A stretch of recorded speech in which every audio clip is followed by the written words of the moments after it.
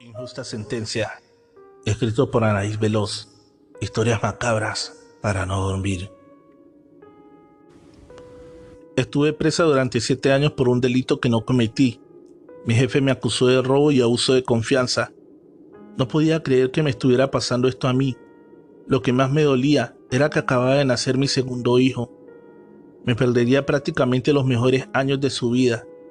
Estaba en los separos de fiscalía cuando me anuncian que tenía visita. Creí que era mi madre que me andaba buscando, que alguno de mis compañeros de la oficina le había avisado que había sido detenida. Pero qué equivocada estaba. El que entró a verme fue mi jefe y con un tono burlesco me dijo: ¿Qué pasó, Normita? ¿Cómo te están tratando aquí las autoridades? No pude contener la rabia que sentía y comencé a gritarle y a decirle que él sabía perfectamente que era inocente, que él y la estúpida de su secretaria habían sido los que robaron. Y muy cínico, solo se limitó a decirme: muy mal, Normita, muy mal. Creo que no estás en condiciones de ponerte así. Ahora me retiro, porque a las 8 salgo para Las Vegas. Mientras tanto yo le seguía gritando que tuviera piedad de mí, que acababa de tener un hijo, pero él ni siquiera volteó. A la mañana siguiente, estos desgraciados me llevaron a juicio. Parecía que todo estaba muy bien planeado, ya que al llegar inmediatamente me leyeron mis cargos. Me preguntarán si me dieron derecho a abogado. Claro que sí, si estaban grabando todo. Pude ver cómo uno de los asistentes grababa con un celular bastante obvio. Al preguntarme cómo me declaraba mi abogada, ni tiempo me dio de responder, ya que ella se adelantó a decir culpable. Mi señoría, aceptamos todos los cargos. Yo honestamente estaba demasiado asustada, no entendía nada de lo que estaba pasando, pero lo peor estaba por venir cuando escuché mi sentencia. La señora Norma es sentenciada a 25 años de prisión sin derecho a fianza. Al escuchar eso, sentí como si me echaran un balde de agua helada y comencé a temblar fuertemente. La jueza preguntó si estaba bien. Qué pregunta tan tonta, pensé yo, cuando veo que la abogada le hace una seña al policía que estaba parado en la puerta y a toda prisa se acerca a mí y comienza a ponerme las esposas. Inmediatamente me llevaron al penal y ahí empezó mi calvario antes de asignarme una celda. Un grupo de custodias me pusieron tremenda golpiza que creía que me matarían. Me advirtieron que si insistía en mi inocencia, a la otra me mataban. Me levantaron prácticamente en peso entre dos y me aventaron una celda, y ahí me quedé en el suelo durante varias horas. No sé si me desmayé o me quedé dormida por la golpiza, pero después de varios minutos pude levantarme. Se acercó una de mis compañeras y me dijo: pero mira nomás cómo te dejaron, manita. Has de haber venido bien recomendada.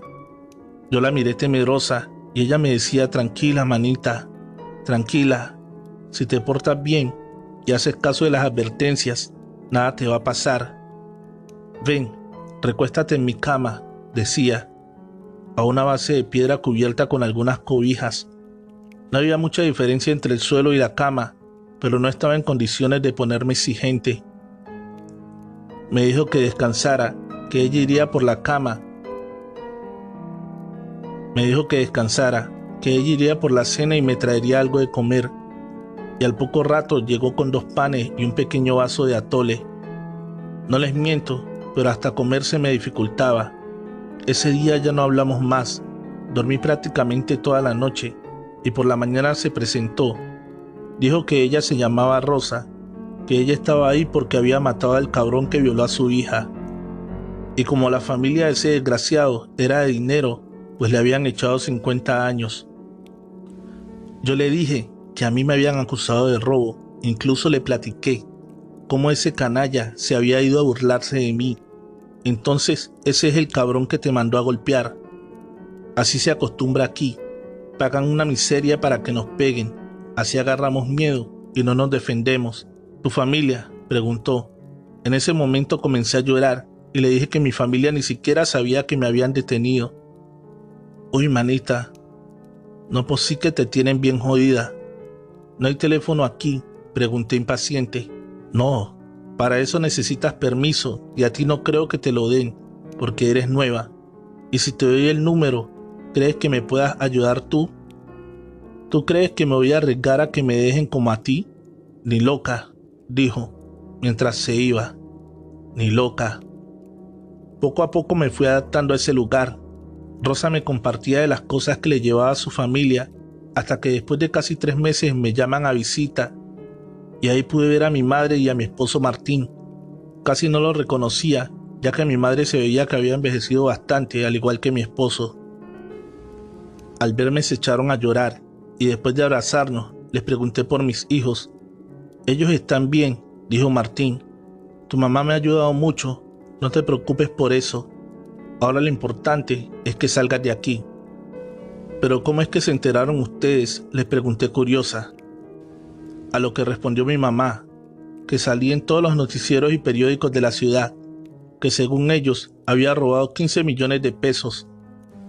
Yo les juré que era inocente, que con el tiempo se los demostraría. No tienes que demostrar nada, dijo mi afligida madre. Nosotros creemos en ti. Por ahora, lo importante es sacarte de aquí. No, ni se les ocurra. Cuando caí aquí me golpearon horrible y me dejaron muy en claro que si me atreví a hablar o a contratar un nuevo abogado, me matarían. Ellos por temor siguieron mis indicaciones y no hicieron nada. Así pasaron poco, pero muy a poco fueron pasando los años y pude ir acostumbrándome a la vida en aquel lugar. Rosa y yo nos hicimos amigas y en el 3er año cayó una mujer bastante elegante. Ella no había llegado golpeada como Rosa o yo. Incluso algo extraño fue que la dejaron entrar con joyas. Nos acercamos a saludarla y a ver si necesitaba algo, ya que para nosotros también había sido difícil el primer día. ¿Necesitar algo de ustedes, mis niñas? ¿Qué puedo necesitar de ustedes si aquí tengo a mi niña Blanca? Más bien, dejen pido algo de comer, porque muero de hambre.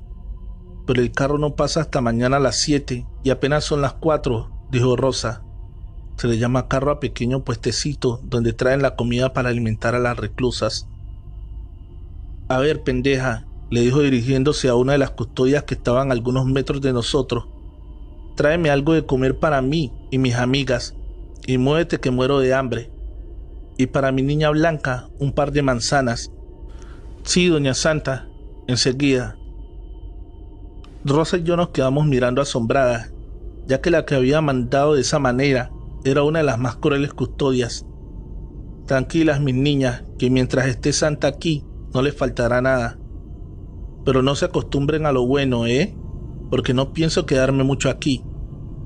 Ay, manita, pues ¿a cuánto te sentenciaron?, dijo Rosa. A 10 años, pero con la ayuda de mi niña salgo rápido. ¿A poco tu hija es abogada?, pregunté tontamente. Nada de eso, mi niña Blanca es mi santa muerte, que me cuida y me protege. Y si te cuida tanto, ¿por qué estás aquí? Por culpa de un hijo de la chingada que se robó las ofrendas de mi altar. Ya me había advertido en sueños, pero no quise hacer caso. Y veme ahora, aquí castigada por mi niña. Nos interrumpieron cuando llegaron con la comida. Se la dieron a Santa, pero también la llevaban una santa muerte de unos 30 centímetros, un par de velas y una caja de cigarros, y se fue. Yo le pregunté a qué hora había pedido todo eso, a lo que ella se limitó a decir que ella sabía muy bien lo que debían hacer. Después de hacer un altar con cosas improvisadas que tomó sin pedirlas, se puso a comer y nos dio un plato a cada una. Estaba deliciosa. Tenía mucho tiempo que no comía así de bien. Pasta, carne y ensalada. Lo devoré en cuestión de segundos. Y cuéntanos más de ti, manita, preguntaba Rosa mientras hablaba con la boca llena. Ay, mis niñas, pues ¿qué les puedo decir? Mi madre me puso santa porque ella también era muy devota de la Santa Muerte. Y toda nuestra familia se ha dedicado al narcotráfico toda la vida. Y los que han muerto han sido de viejos, ninguno por muerte violenta ni a manos de la justicia. Yo he estado varias veces aquí por culpa de los hombres. Esos canijos son mi debilidad. Pero ya dejemos de hablar, porque ya estoy cansada y quiero dormir. Pusimos los platos a un lado y nos fuimos a dormir. Pero en la madrugada comencé a escuchar voces, y al abrir los ojos pude ver a Santa de rodillas frente al altar, y juro que aunque las velas no aluzaban mucho, estaba una silueta negra detrás de ella, y clarito podía escuchar cómo contestaba las súplicas de ella.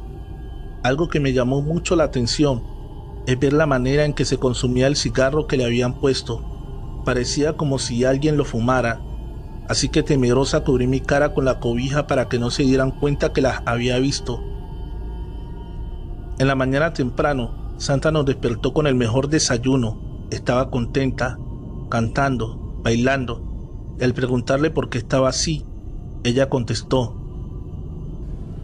mi niña me ha perdonado y hoy me voy de aquí. Ya no hicimos más preguntas, pero conforme pasaba el día, a ella no la llamaban para su liberación.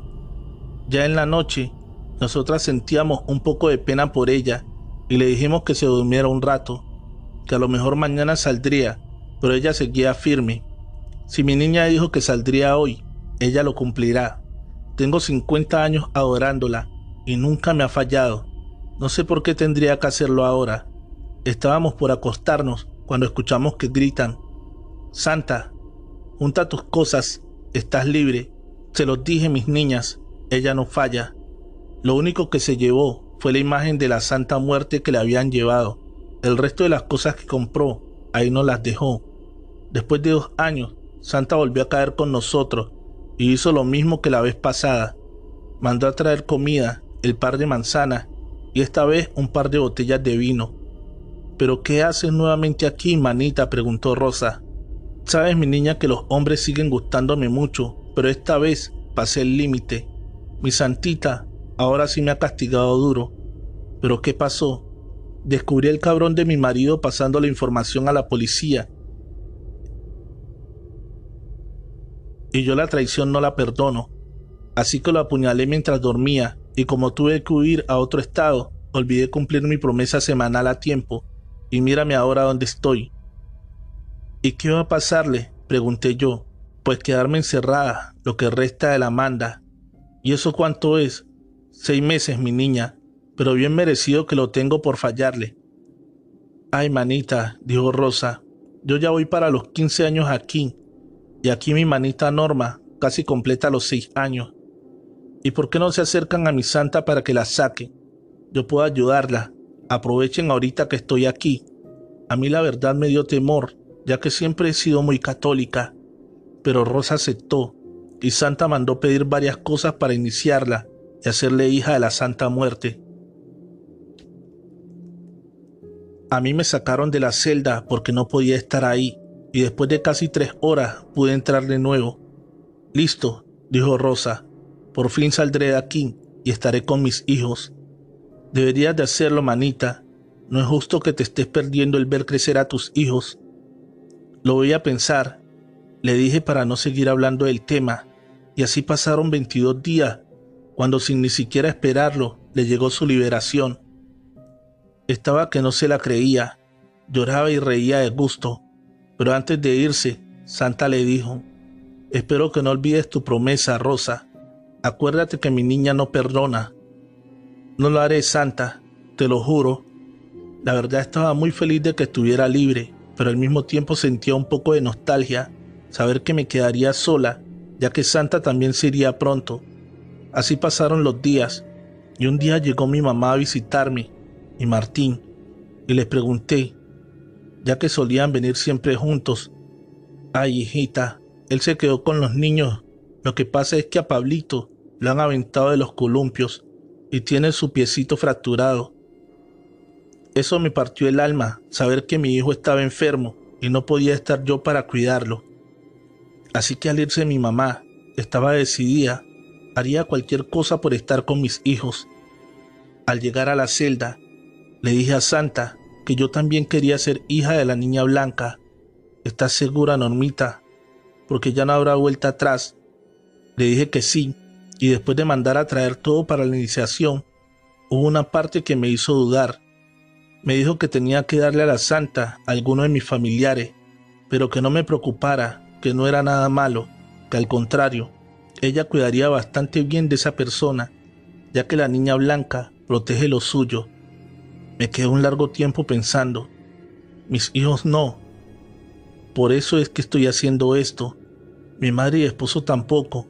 No sería justo si son los únicos que han estado siempre conmigo.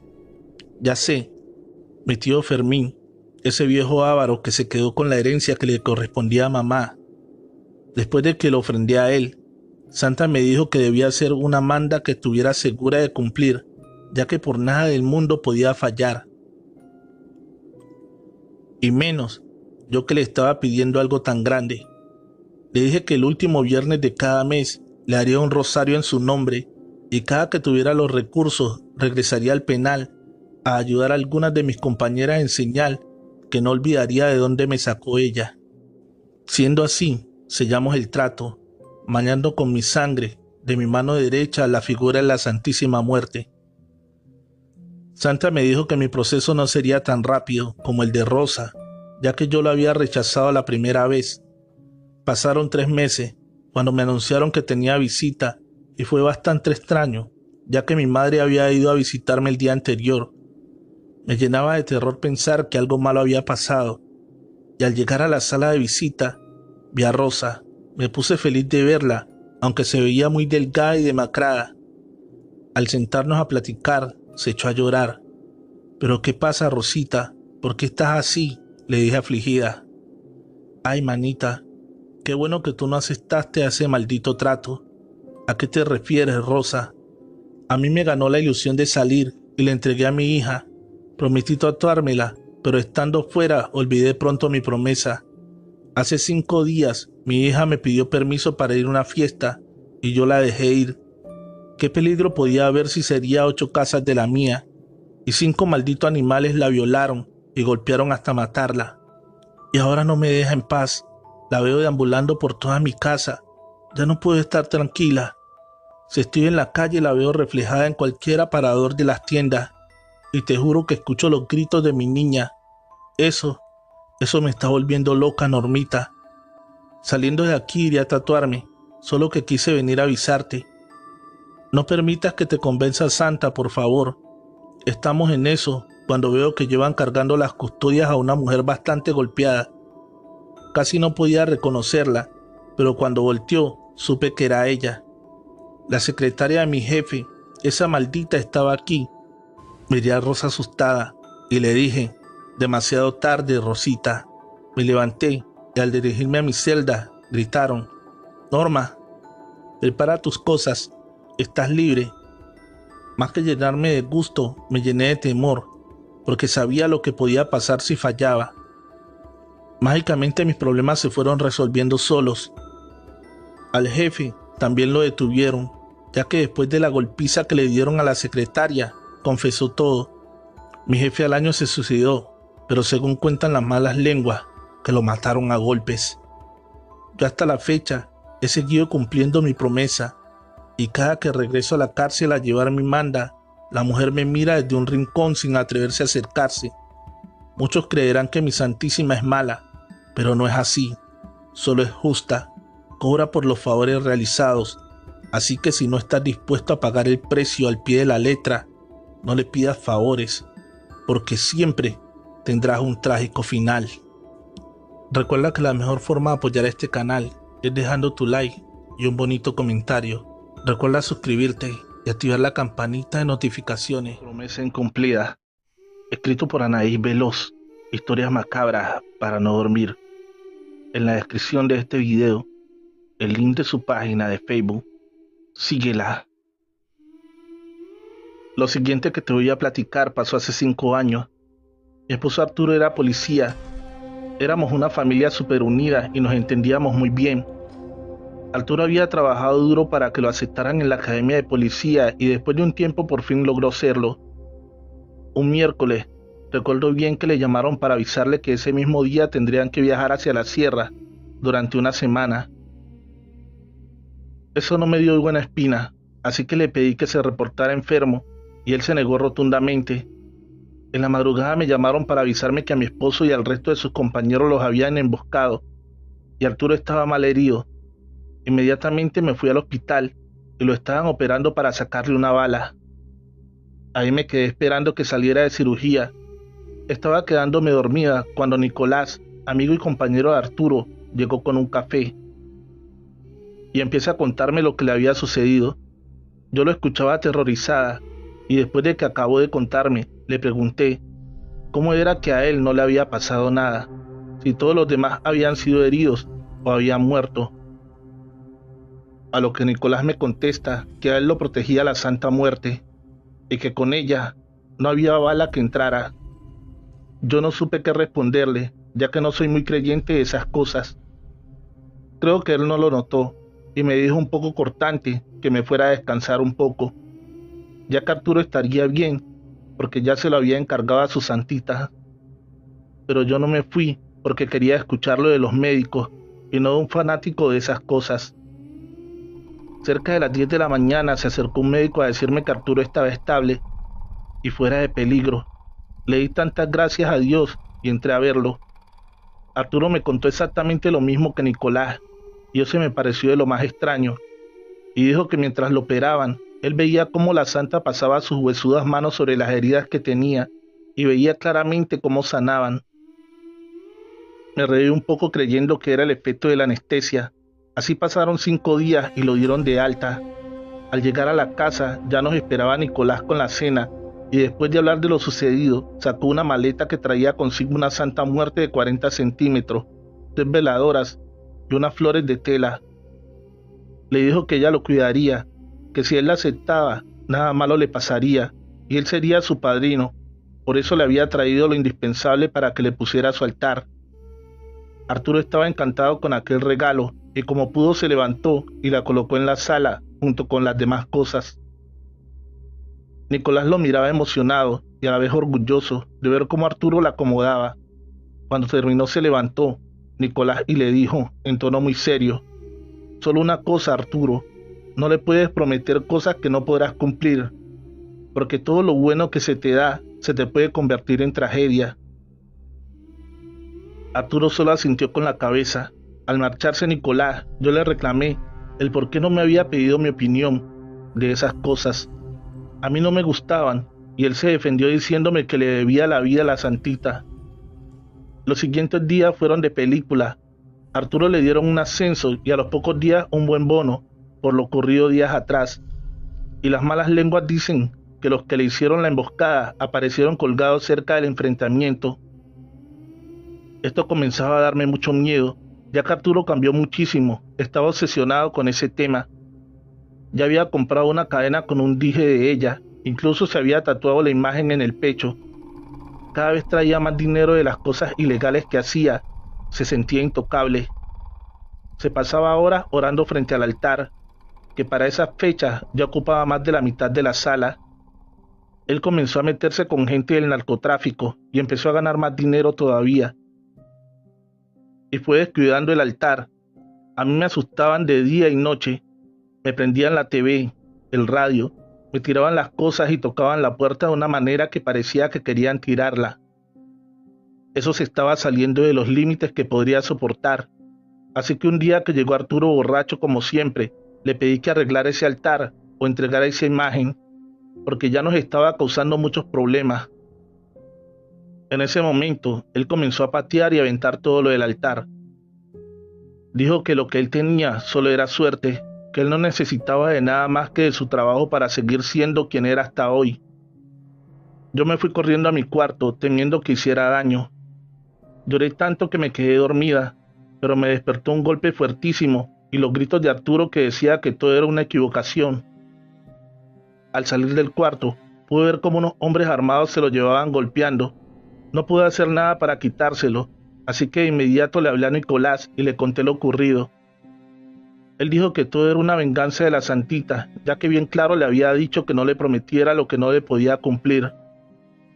Yo, llena de rabia, le dije que lo arreglara, que él lo había metido en eso, que lo sacara de eso, y solo se limitó a decirme que él no podía hacer nada, y me colgó.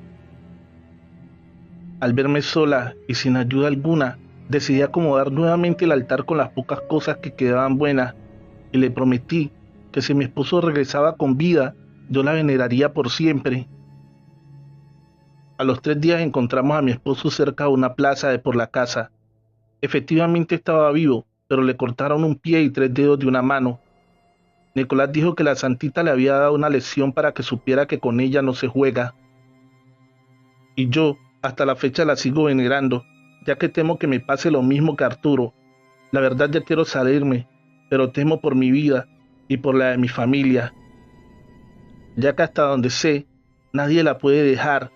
Si alguien sabe cómo le puede hacer, les pido por favor me digan, ya que ustedes no saben lo que es verla deambulando por tu casa, día y noche.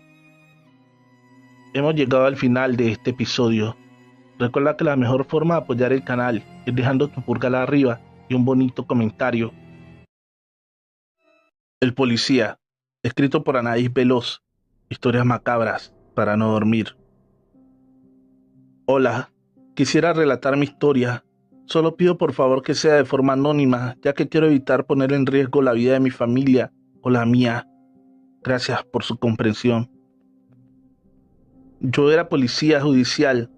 Mejor dicho, era un muy buen trabajo, aunque tenía sus riesgos, pero la buena paga lo hacían que valiera la pena. Andando de rondín como a las 1:30 de la mañana, nos piden que vayamos a un domicilio con calidad de urgencia, ya que iríamos a reventar una vivienda que usaban como casa de seguridad. Nosotros usamos el término de reventar al hecho de entrar a la casa señalada usando la fuerza. Cuando llegamos de atrás de nosotros, llegaron varias unidades para el refuerzo.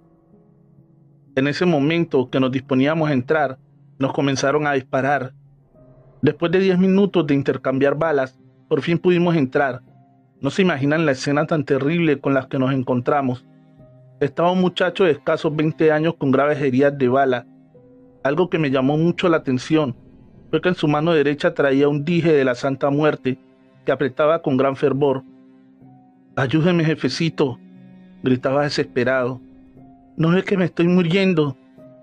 Traté de salir a pedir ayuda y me dijo mi jefe en turno: «Deja que se muera ese cabrón».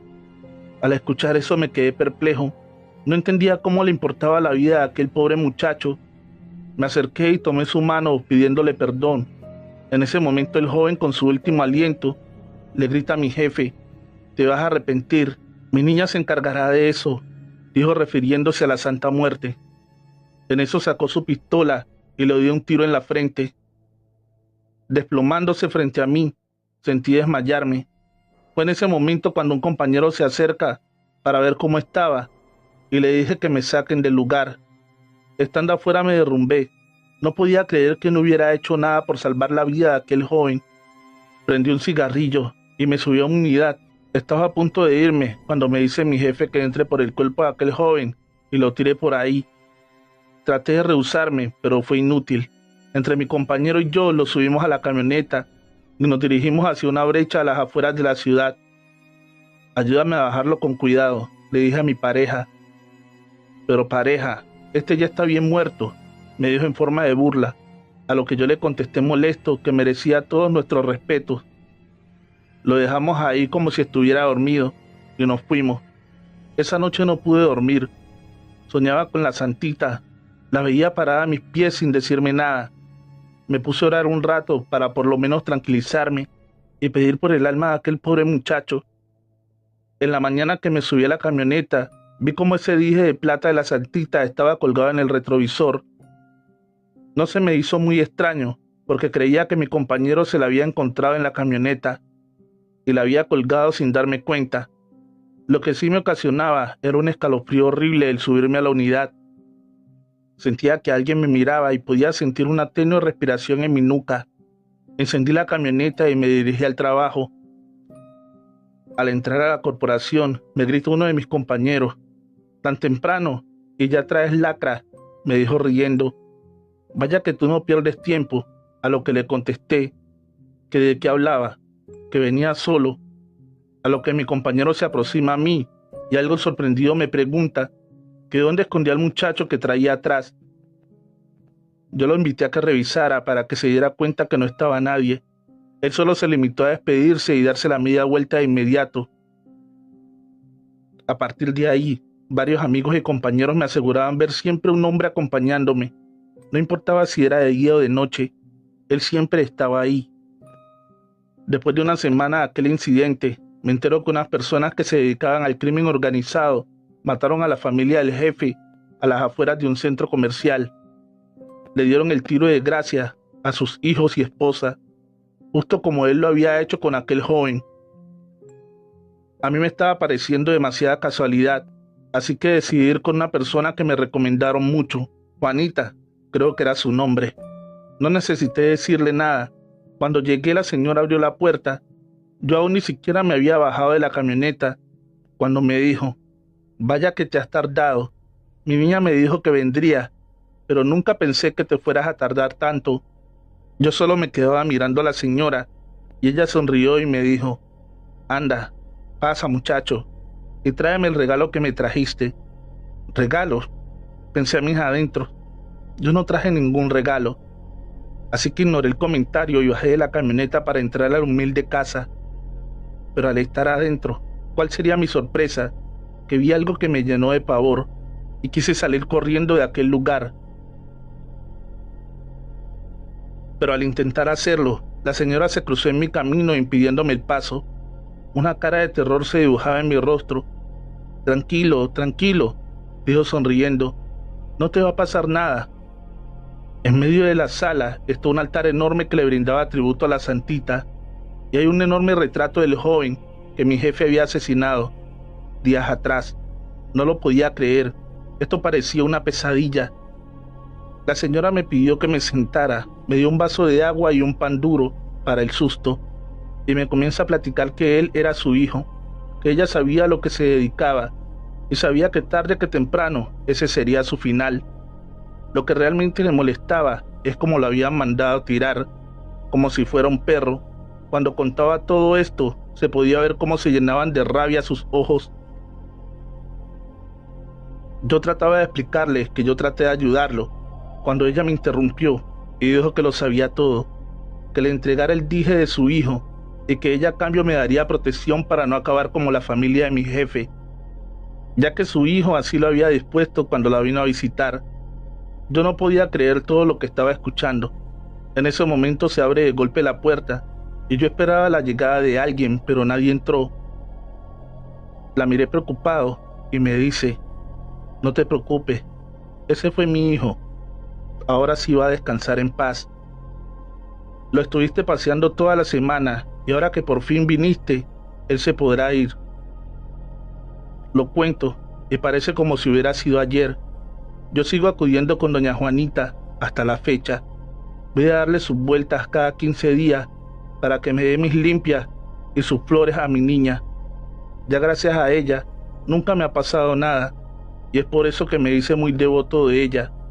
Me da salud, dinero, protección y amor. Lástima que no puedo decir lo mismo de mi jefe. Él cada día va de mal en peor. Siempre que empieza una relación, se la terminan matando. Él ha tenido variados atentados, incluso hasta una pierna ha perdido. Yo en 2 ocasiones le he preguntado a doña Juanita que cuándo lo va a perdonar, que ella ha sufrido bastante, que le ayude, a lo que ella me responde, llena de coraje: con nada pagará la muerte de mi hijo. Si aún no estás suscrito, agradecería mucho que le des fuerte el botón de suscripción y actives la campanita de notificaciones. La Santa Muerte y sus aterradoras visitas. Relato escrito y adaptado por Chemo San Juan, de los eventos reales de Karen Justo. La Santa Muerte no debe ser utilizada para trabajos negros ni brujería. Ella está para pedirle protección, amor, salud, prosperidad y dinero. De hecho, ella no te pide nada a cambio. Está para ayudarnos y no para quitarnos nada. Lo único que se llevará al final es tu vida, pero tarde o temprano sabemos que vamos a morir de todas formas. Yo nací con eso de ver y oír gente muerta. Desde niña tuve infinidad de experiencias raras. Por miedo y pena fui callada en la escuela, calle y casa, aislada de amigos. Mi familia fue disfuncional, ya que mi padre golpeaba a mi mamá y para acabarla tenía una hermana con discapacidad. Fue un trauma horrible. Así fui creciendo hasta que cuando cumplí 16 años, una amiga mía me platicó de la Santa Muerte y de todos los beneficios que tenía desde que la adquirió. Aunque yo sabía que era de respeto y no era prudente molestarla, mi anhelo fue pedir que mi situación cambiara, y esto me orilló a meterme en ella. Honestamente, fue algo que casi me costó la vida para salir de allí. Primeramente, mi amiga me presentó a su maestro de religión, quien era un tipo ya viejo, el cual tenía un solo ojo, prácticamente, y estaba deforme, pero su mirada era penetrante, te hacía sentir rara. Enseguida que me vio, dijo muchas cosas que nadie más sabía de mí, de mi situación y demás problemas, y aparte me afirmó que él me podía ayudar según con ello. A mi hermana discapacitada los doctores le habían dado poco tiempo de vida, y en sí yo anhelaba que viviera más y curarla. Ahora se la encomendé a la niña blanca. No dudé en rezarle. Enseguida le pusimos un altar, ofrendas y demás cosas. Mi papá se enteró y casi me mata a golpes porque nunca estuve de acuerdo en adorar a un dios pagano. Así que antes de ponerle el altar, hicimos un ritual sin importarme los golpes y el dolor. Yo quería morir y nacer de nuevo y que todo fuera distinto. Al inicio, le prendimos inciensos y todo tipo de veladoras. También curamos un bulto de ella o imagen y un cuadro. Todo esto acompañado del Señor. Ese se llamaba Luis. Y juro que durante este proceso yo sentía como si alguien nos vigilara, como la presencia de alguien que no era vivo o de este mundo. Había una energía inexplicable, rara, así como mala. Por fin terminamos el altar y a partir de ese día le poníamos ofrendas, manzanas, cigarros, vino, flores, y de pronto de un día para otro obtuve la habilidad de leer las cartas, barrer a las personas con ramas y hacer trabajos de curación como de hechicería. Guiada por ese hombre, aunque también la sensación de que alguien estaba conmigo en todo momento, no desapareció. Al contrario, se hizo más fuerte con el tiempo. No tardó mucho en correr esta noticia por mi pueblo. Así como me gané muchas amistades, también perdí otras, pues mi aspecto físico se empezó a tornar extraño. Mi delgadez era exagerada y mi cara, ni cómo explicar. Yo parecía un ser extraño, así como el padrino de mi amiga, pero yo me sentía bien, no me importaba en nada que me compararan con un monstruo. La gente llegaba y llegaba para que le estudiara sus males. La mayoría eran trabajos negros por envidia o resentimientos. Casi no dormía porque a mí era la que me atacaban por las noches los demonios de estos humanos. Si dormía, temía no despertar. Las personas que les hacían la brujería se daban cuenta que yo ya estaba deshaciendo sus amarres malignos y comenzaban a desatar su furia y mandaban demonios a lastimarme. Todo marchaba muy bien. La gente salía satisfecha de allí. Su mejoría era notable y me lo agradecían. Eso sí, yo no cobraba un solo centavo. Me acostumbré a convivir con ella, la santa, pues yo la escuchaba a todas horas y a veces hasta la veía con mi familia, a quienes empezó a volver devotos cuando sanó a mi hermana y nuestra vida cambió por completo. Pasaron unos meses, perdí mi don, las cosas empezaron a cambiar. Mi padre se quedó sin trabajo y nos empezó a ir muy mal en todo. Enfermedades, problemas, cosas horribles. Mi hermana menor empezó a tener alucinaciones. O eso pensábamos nosotros. Decía que veía a la muerte cerca de su cama, que se sentaba en sus piernas y se burlaba de ella tirándole su Biblia. Luego como que alguien la poseía seguido, pues ella en ciertas noches se retorcía y hasta como que levitaba, y algo en su interior trataba de salir. Mi hermana en su desesperación me dijo que se iba a deshacer de todos los dijes y escapularios, pues ella ya no quería saber nada de la religión de la Santa Muerte.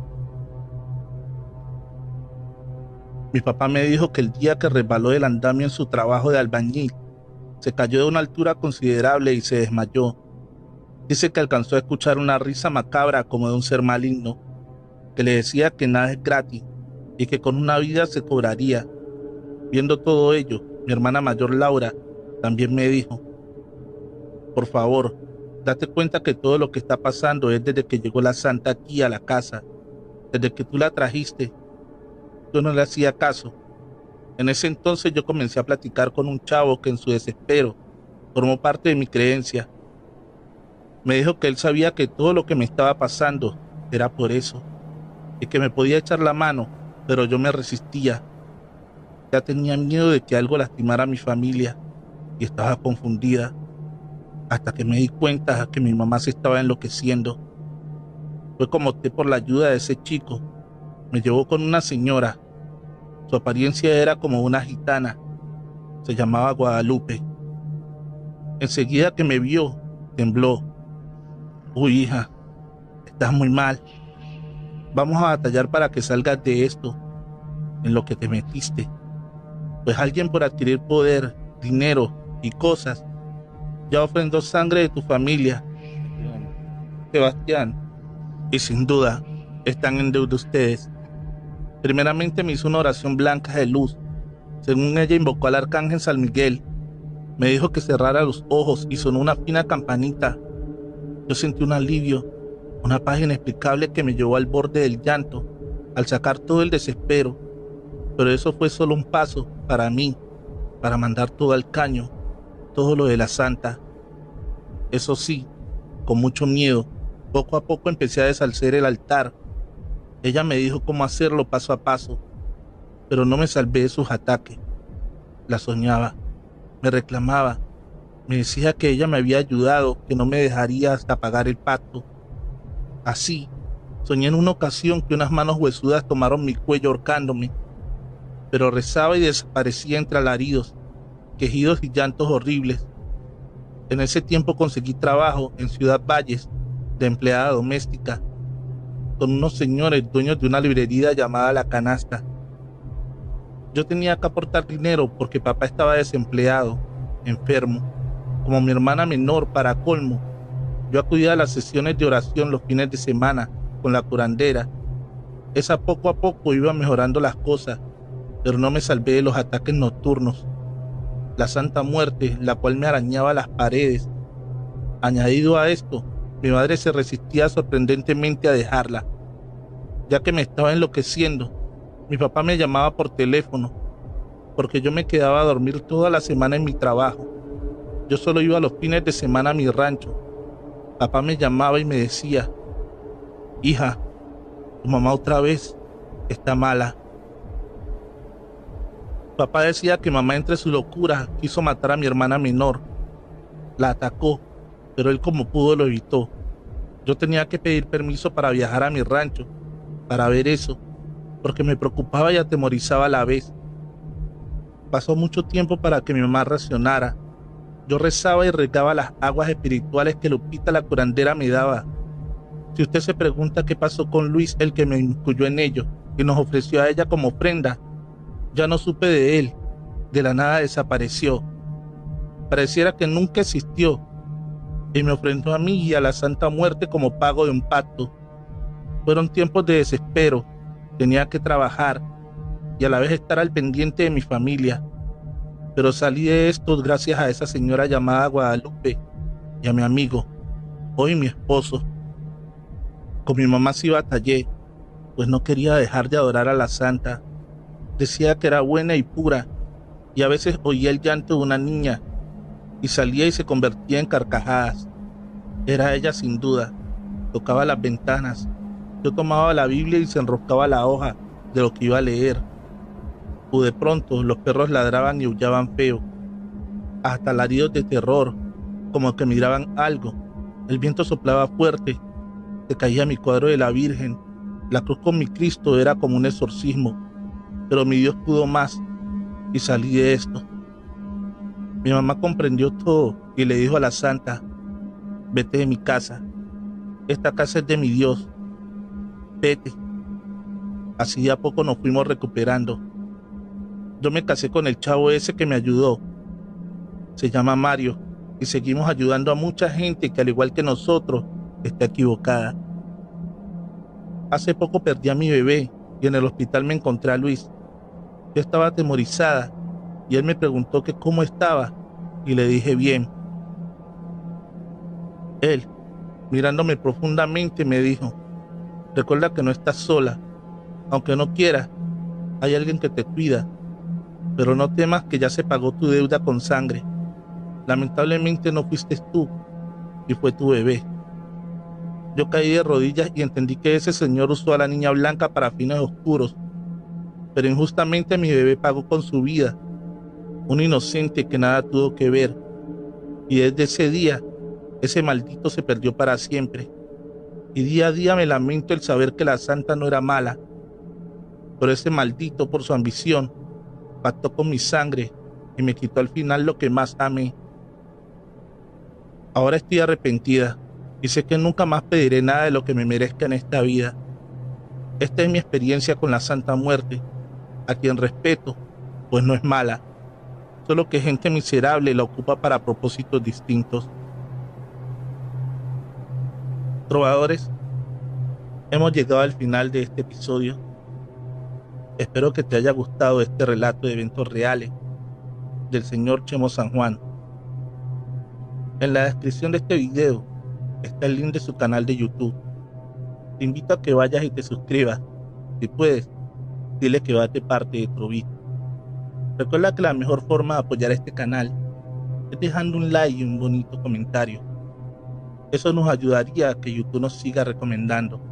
Si aún no estás suscrito, te invito a que le des fuerte al botón de suscripción y actives la campanita de notificaciones para que no te pierdas más historias como esta.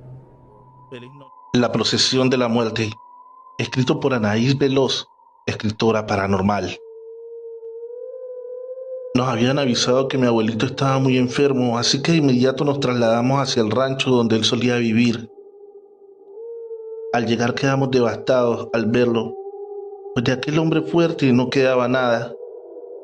Intentamos convencerlo de llevarlo a la ciudad a que lo atendieran en un hospital, pero él se negó argumentando que si ahí le podían curar la edad, a lo que le respondimos tristemente que no. Entonces déjeme morir en paz, me dijo apretándome fuertemente la mano. Ya era bastante tarde cuando mi abuelita nos pidió que fuéramos a la cocina porque nos tenía un café. Yo le dije que prefería quedarme un rato más con él, pero me dijo que necesitaba dormir un poco y de estar yo ahí, él no haría. Acepté a regañadientes y me fui con el resto a la cocina. Estábamos recordando momentos hermosos con mi abuelito, cuando de repente comenzamos a escuchar que alguien rezaba a lo lejos. Algo sorprendidos nos asomamos por la ventana, pues nos parecía bastante extraño que alguien anduviera en las calles a esa hora, pues eran cerca de las 2 de la mañana, pero por más que alumbramos con el teléfono, no logramos ver a nadie. Después de algunos minutos nuevamente comenzamos a escuchar los rezos, pero esta vez pudimos distinguirlo más claramente. Se podía escuchar cómo varias personas en conjunto oraban. Esta vez mi abuela comenzó a llorar y nos dijo que pasáramos uno por uno a darle un beso al abuelo, pero que nos pedía que por favor no tardáramos, pues quería que todos alcanzáramos a despedirnos. Una de mis primas le dijo bastante molesta: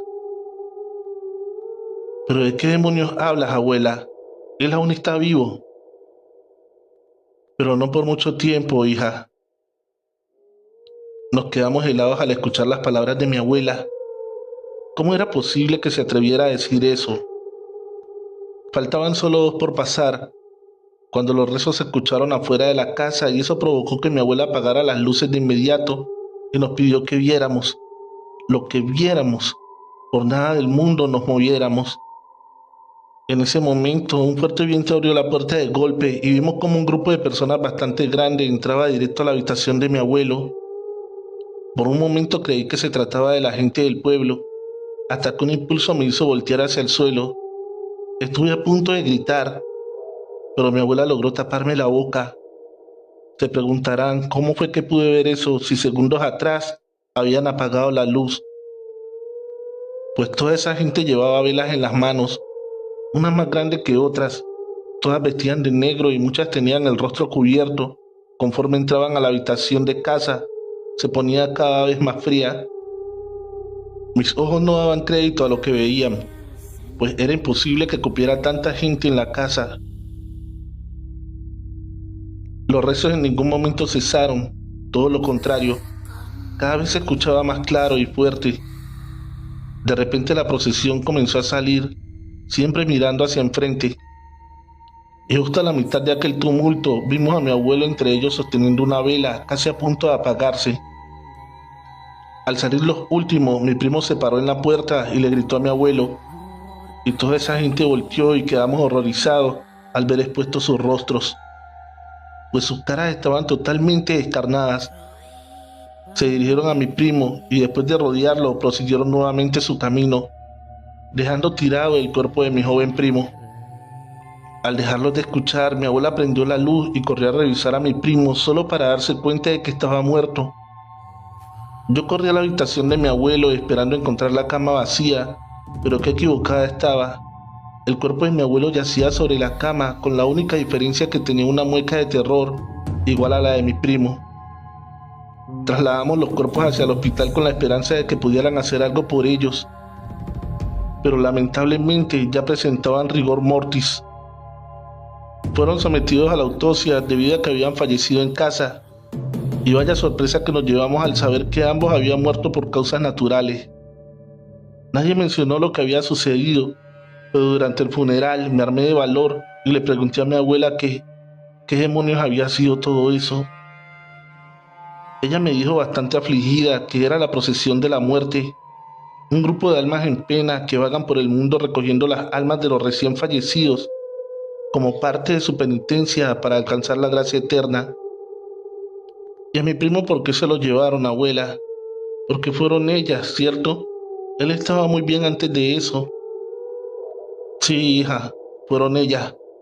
Pues decía mi mamá que nunca se les debe interrumpir, y todo aquel que se atreva a eso se castigará uniéndolo a la procesión por toda la eternidad. ¿Y cómo sabes todo eso, abuela? Porque vi cuando ellas se llevaron a mi padre, hija, y mi hermano ingenuamente intentó detenerlas para evitar que se llevaran a mi padre. Y mira, también se lo llevaron a él. Y tú lo viste en la procesión. Sí, hija. Y creo que ahora tu primo tomará su lugar. Suelen liberarlos cada que llega un reemplazo. Antes de continuar con el siguiente relato, pido que por favor le des fuerte al botón de suscripción y actives la campanita de notificaciones. Recuerda compartir este video. Eso nos ayudaría muchísimo. Pompas fúnebres. Escrito por Daniel Canal Flores. El último día del año, asistí al tanatorio para despedir a un buen amigo. Su familia estaba desolada, solo aliviados por la multitudinaria presencia que acudió a mostrar cariño y respeto al difunto. Cerca de las 9 de la noche, un terrible apretón desgarraba mis intestinos, obligándome a buscar el lavabo con urgencia. Al salir, encontré las luces apagadas, la puerta principal cerrada y a nadie más allí. Había dejado el móvil en el coche y no sabía bien qué hacer. Inspeccioné la recepción y las salas adyacentes en busca del portero, pero únicamente me acompañaban el silencio y los muertos. Tampoco hallé ningún terminal telefónico o siquiera una cabina. Al menos una máquina expendedora ofrecía café y otra con varios tipos de snack. No me iba a morir de hambre, aunque mi estómago aún no toleraba mucha cosa. Extraje un té y me acomodé en uno de los sofás. Debí quedarme dormido porque desperté al escuchar unas voces alborotadas. Por una puerta entreabierta contemplé, con horror, los ataúdes abiertos y a los muertos en un total alboroto, celebrando la Nochevieja. Incluso mi amigo estaba allí. Pasé la noche atrincherado en el cuarto de las escobas, y cuando pude salir, no expliqué nada a nadie. Nunca me hubieran creído. La amiga de mi hija, escrito por Alex Morales Gómez. Misterio y terror. Síguelo. Esta historia es real. La viví ya hace algunos años, pero por petición de mi amigo la quise contar para publicarla en su página. No me quise ir de casa después de que mi esposo murió. Él estaba solo con nuestra hija de 4 años. Al parecer unos hombres entraron a robar y él por impedirlo lo asesinaron. 2 puñaladas en el cuello le arrebataron la vida. La policía dice que los acontecimientos son casi que inexplicables. Uno, porque se iban a robar, no se llevaron nada. 2, los 2 cortes en el cuello fueron certeros. Ambos eran mortales, pero no se pudo identificar nunca alguna arma de aquella forma. Los médicos forenses aseguran que fue como una garra. Después de que mi esposo murió, mi vida se volvió un caos. Necesitaba quien cuidara a mi hija. Para más zozobra, la niña empezó a hablar con una amiga imaginaria. Cada día pasaba más tiempo con ella, jugaba, reía, lloraba. Le comenté el caso a una amiga y esta me dijo que era normal. La ausencia del padre la hacía refugiarse en algo así. En un comienzo pensé que podía ser algo normal, pero me empezó a preocupar su actitud. Muchas veces despertaba y la encontraba en la sala, en plena oscuridad, hablando con su amiga. Mari, así decía que se llamaba. Con esta situación consulté a una mujer que decía ser medium y bruja. Le dije cuál era mi situación. No quise llevar a la niña para no hacer más delicado esto, que yo creía era un gran problema. La mujer me dijo que la mayoría de los casos sí son amigos que los niños crean en sus mentes, pero algunas veces también son entes o espíritus que aprovechan esa soledad para hacer presencia ante los niños. Si es esto segundo, hay que tener cuidado. Para descubrir si es imaginario, solo hay que estar con ella a casi todo momento, jugando y hablándole. Si es así, en poco tiempo se olvidará de él. Si sigue hablando o esto interfiere en su juego y en las charlas que se tengan con ellas, es algo que hay que investigar. Si en 3 semanas las cosas no han cambiado, me llama. Yo visito su casa y le diré qué puede ser. Como dije antes, yo debía seguir en mi trabajo, así que contraté una niñera. Le advertí que debía tener la niña ocupada todo el tiempo.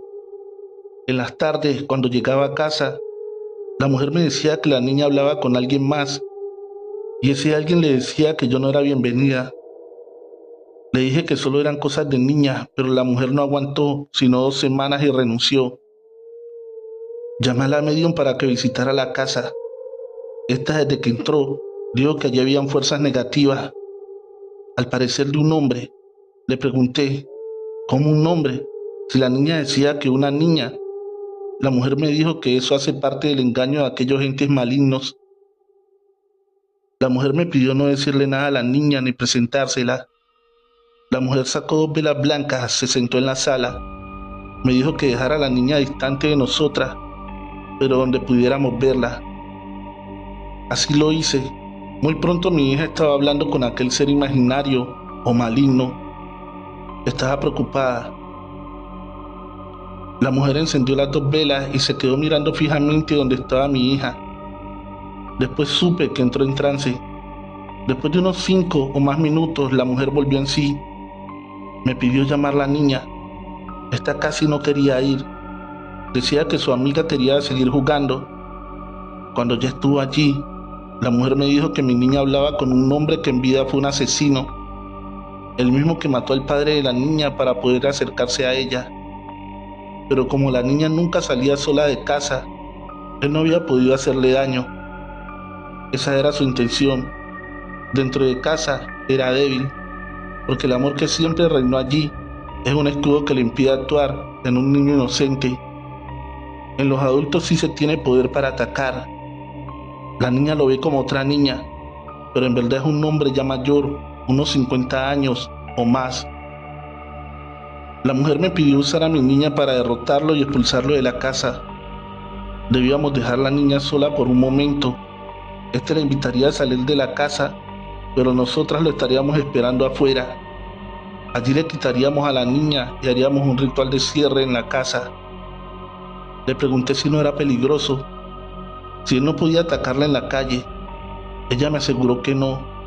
Me dijo que al ver perdida a su víctima, seguiría su rumbo buscando otra niña en la cual poder depositar su mal.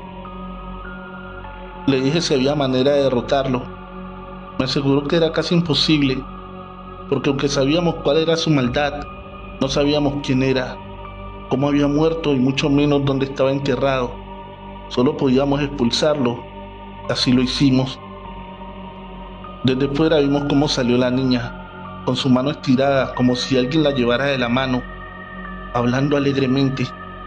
Cuando se hubo alejado de la casa, unos 50 metros, yo cogí la niña en brazos y la mujer regó la puerta de la casa con unos polvos, mientras recitaba una oración o algo parecido. Cuando la mujer empezó, escuché un bufido como el de un animal con rabia. A nuestro lado pasó un ventarrón que amenazó con tumbarme a mí junto con la niña. La mujer me hizo señas para que entráramos a casa. Allí me dijo que todo había terminado.